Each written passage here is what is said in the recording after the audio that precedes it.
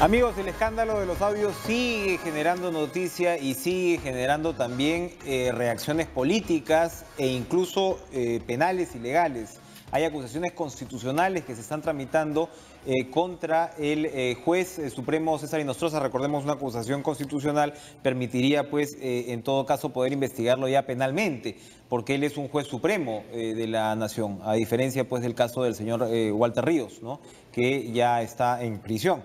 El fiscal Pedro Chávarri, fiscal de la Nación, anunció que él había presentado también una acusación constitucional contra él y los ex consejeros del Consejo Nacional de la Magistratura. Esto se está tramitando en el Congreso y el delegado, el congresista delegado que va a argumentar, ¿no?, o justificar si es que este informe o esta acusación constitucional debe ser votada o no, es Horacio Pacori, congresista de Nuevo Perú, a quien le damos la bienvenida. ¿Cómo estás, congresista? Enrique, muy buenas noches. Explíquenos, por favor, cómo es el mapa aquí de las acusaciones constitucionales y cuánto tiempo puede tomar tener una respuesta. A ver, bueno, primero decirle a todos los peruanos de que nosotros esto lo estamos asumiendo, pues creyendo de que desde el Congreso de la República deben haber respuestas inmediatas y respuestas, pues, que ayuden a encontrar una solución y sanción para, pues, este tema que nos involucra y que además determina la crisis que está viviendo el sistema de justicia. Entonces, en ese sentido, creemos que esto es un tema, pues, de prioridad que debería ser tratado en el Congreso de la República.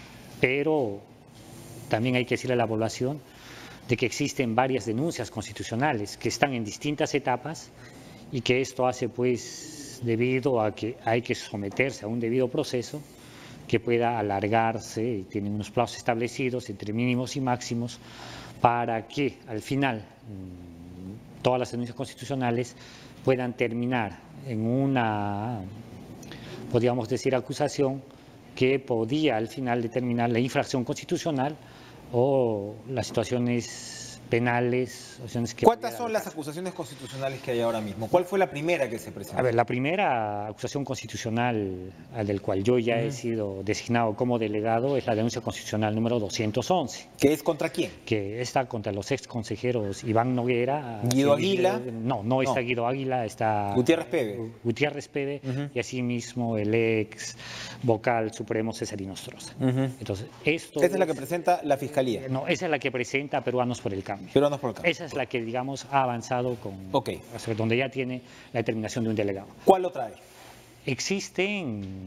Han habido 4 denuncias constitucionales que se han acumulado en una sola denuncia, en un solo informe. Este informe de acusación, que debe de ser aprobado el día de mañana en la comisión permanente para que pueda ser debatido en la subcomisión de acusaciones constitucionales y se pueda determinar la delegatura. La delegatura para esta acusación o se acumula a la denuncia constitucional número 211, del cual nosotros hemos sido delegados. La única diferencia es que... Pero ¿por qué no se acumula todo y ser expeditivos? No se puede no se puede respetar el debido proceso y al mismo tiempo, digamos, tener alguna eficiencia para que la población pueda... Bueno, el tema es que hay que decirle a la población de que la difusión de los audios se están dando en distintos momentos, ¿cierto? Y cada difusión que ventila un audio, pues requiere e involucra una serie de actores. Entonces esto hace que sigan saliendo. Entonces, el tema está de que hay denuncias en distintas etapas. Lo ideal es que esto debería de acumularse en una sola denuncia constitucional y más bien, una vez ya ha tenido todas las denuncias, a ver, pues, si le damos celeridad a este tema. Después de darle celeridad. ¿Para cuándo? En el caso del señor Inostroza Pariaggi, finalmente, ¿cuál es el camino y para cuándo deberíamos tener una respuesta? ¿Cuándo va a tener usted?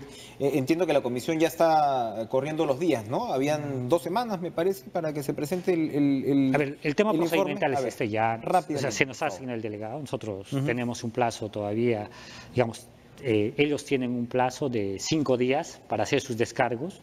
Una vez con los descargos se nos notifica a nosotros en un plazo de 5 días, pues presentamos el informe de determinación de hechos. Esto, una vez que se presenta a la subcomisión tiene que todavía invitarlos a los denunciados para que puedan hacer sus descargos con sus abogados y de ahí recién poder aprobar el informe en la subcomisión de acusaciones constitucionales. Sí. Y eso termina recién en la subcomisión. Y si esto vemos de que se tenga que tocar en la comisión permanente y al pleno del Congreso, pues estamos hablando de que sobrepasaría los 30 días. Y esperemos pues que no vaya más allá de los 60 días, que son los plazos que se manejan. Esto no va a ser inmediato, entonces. Eso hay que advertirle a la población. Entre 30 y 60 días, entonces, es lo que estaría viendo para que el Pleno, finalmente, si el informe constitucional, hablemos del caso del señor Inostroza Pariachi, ¿no?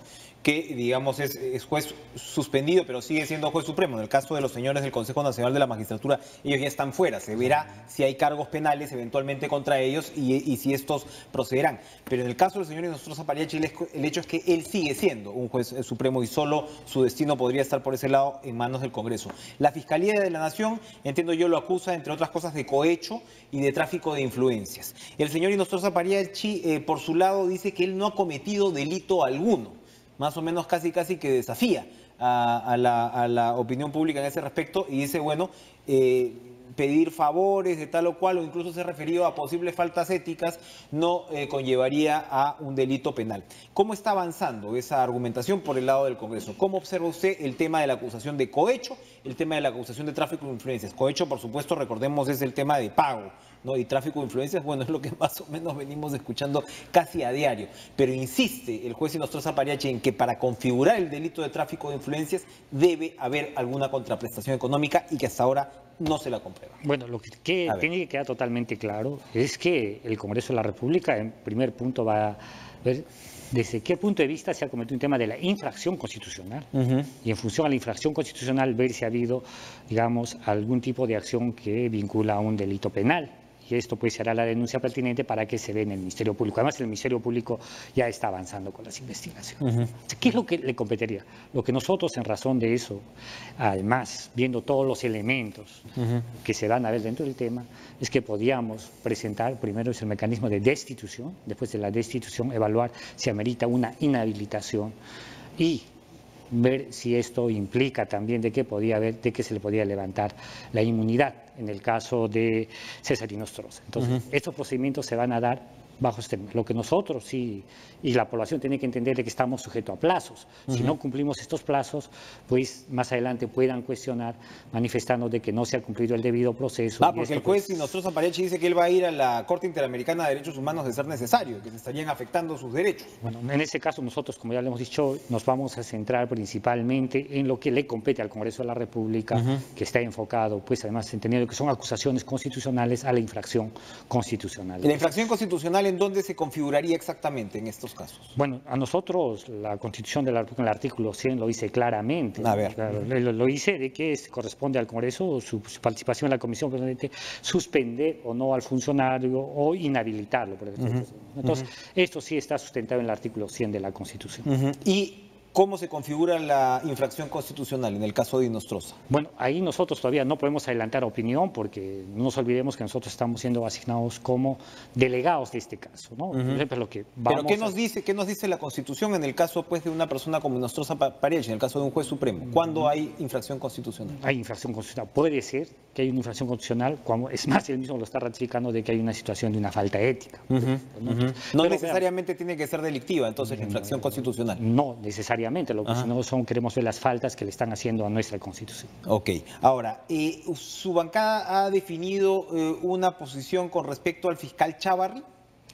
Al fiscal de la Nación, que claro, la paradoja del destino es que es uno de los que presenta la denuncia constitucional, pero hay muchos reclamos políticos y muchas críticas sobre que se complica la permanencia del fiscal de la Nación en su puesto precisamente por audios en los cuales se le escucha conversar con el juez Inostroza y digamos se denota pues una cercanía, ¿no? El tema pues de la famosa reunión de los periodistas que en el fondo en realidad pues probablemente no es tan grave, pero podríamos interpretar que aquí se sorprende al funcionario en faltar a la verdad, lo cual es complicado en una situación como esta. El procurador anticorrupción Amado Benco ha anunciado que probablemente se va a presentar una recusación para que el señor Chávarri no vea los casos de Inostroza, que claramente pues igual ya hay un fiscal encargado del tema.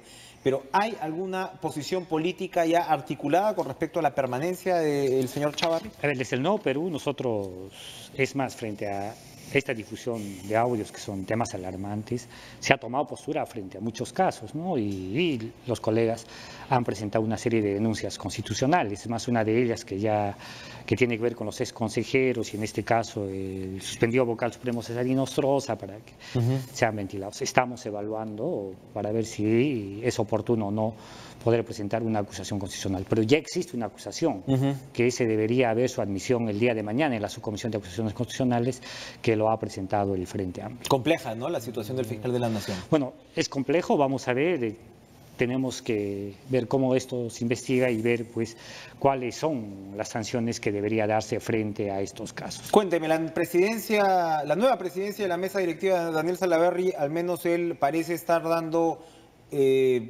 muestras que probablemente iban en contra de lo que se podía incluso esperar. Ha despedido o ha anunciado al menos la renuncia del señor Walter Gibaja, ¿no?, que había sido pues tan defendido incluso por su predecesor Luis Galarreta como jefe de seguridad del Congreso. Ha acudido, no, se ha encontrado ahora con el presidente del Poder Judicial y ha reiterado la disposición del Congreso para tramitar estas reformas presentadas por el presidente Martín Vizcarra el 28 de julio lo más rápido posible. ¿Cómo observa usted a Daniel Salaverry como nuevo presidente del Congreso? Bueno, nosotros esperamos más bien que todos estos temas que han sido ventilados también a partir del mensaje presidencial, pues tengan que ser priorizados y se toquen en su momento oportuno.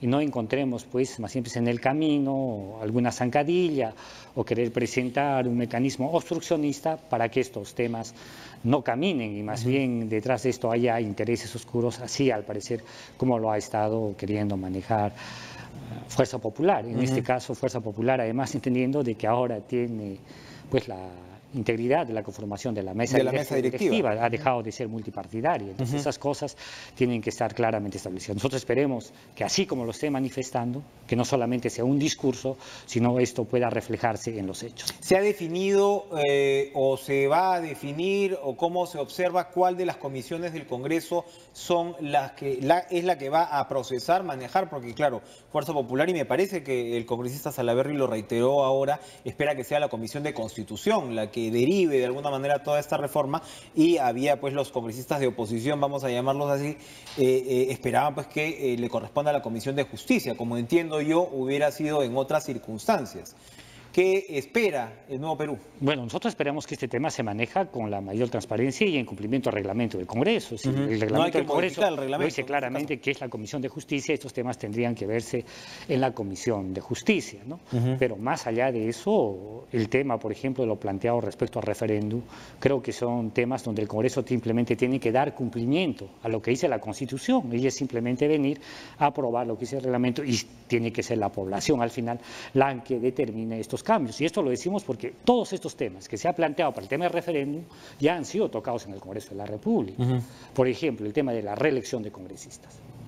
Ha habido un proyecto de ley que pedía de que no haya reelección de congresistas y esto ha sido archivado en la Comisión de Constitución. Entonces yo no creo que ahora tengan que retroceder para volver a debatirlo. Ahora está diciendo Fuerza Popular que habría que incluir el tema del retiro de la Corte Interamericana de Derechos Humanos, la pena de muerte para violadores menores de edad. Por ahí me decían que el referéndum no aplica lo que son derechos humanos, ¿no? Entonces no podrías incluir alegremente. ¿Usted cree que se va a hacer además una lista de lavandería dentro de este famoso referéndum? Lo que ellos están queriendo es desviar la atención porque creo que se sienten más siempre afectados por el tema que ha planteado el presidente de la República. Entonces, en ese sentido... ¿Ustedes están de acuerdo con los 4 temas que está planteando Vizcarra? Bueno, nosotros estamos de acuerdo con eso y es más, creemos que el presidente ha debido ir a buscar reformas mucho más profundas, como entrar, por ejemplo, a un proceso constituyente, ¿no? Y que la gente diga así que podemos entrar o no a una reforma verdaderamente constitucional. Eso lo hará Nuevo Perú si es que llega al poder, pero digamos que como tal están de acuerdo con el referéndum tal como lo están presentando. No será suficiente para ustedes, pero... No será suficiente, pero es una buena señal. Es una buena señal, pero ahí todavía tenemos un pero.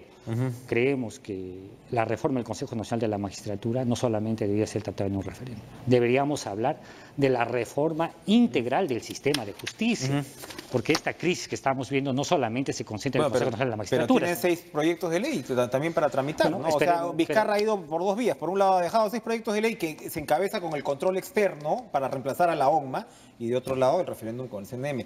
¿Tienen de futuro esos 6 proyectos de ley o también van a ser, porque Kuczynski, yo me acuerdo, presentó sus proyectos de ley el año pasado y no pasó nada? Bueno, nosotros esperemos que se toquen de prioridad, pero que no sean pues manoseados, que no sean sujetos a observaciones. Claro, que termina quitándole su esencia. La esencia, como lo hacen cuando, por ejemplo, el presidente de la República viene a pedir el pedido de facultades, de las facultades legislativas. Entonces nosotros creemos de que frente a estos temas, además donde no ha habido voluntad política del Congreso para ser tocados en su debido momento, pues simplemente debería de actuar como un mecanismo de mesa de partes para que al final sea la población, todos los peruanos, lo que decidan hacer frente a estos temas. Vamos, gracias congresista Pacori por acompañarnos esta noche. Antes de pasar al corte, creo que tenemos un tuit, una comunicación del Colegio de Abogados de Lima. No, es un oficio donde dice, pone de conocimiento de su institución al decano del Colegio de Abogados, ¿no?, que mediante resolución del Consejo de Ética tal, ¿no?, de fecha 18 de julio, se ha dispuesto a suspender la colegiatura, de Guido Aguila, Julio Gutiérrez Pebe, Sergio Iván Noguera, por supuesto, todos ellos los 3 miembros del Consejo Nacional de la Magistratura, y Nostroza Pariachi no puede ejercer como abogado, qué complicado, y Gianfranco Martín Paredes Sánchez, pues, que es uno de los asesores, entiendo yo también, me parece que de la Corte del Callao, ¿no? Así estamos. Entonces el CAL les ha suspendido la colegiatura, que evidentemente pues les corta cada vez más el espacio, evidentemente profesional. Gracias, congresista, otra vez por acompañarnos esta noche. Vamos a hacer una pausa y regresamos con el caliente caso del presidente de la Federación Peruana de Fútbol, Edwin Oviedo. No se vayan.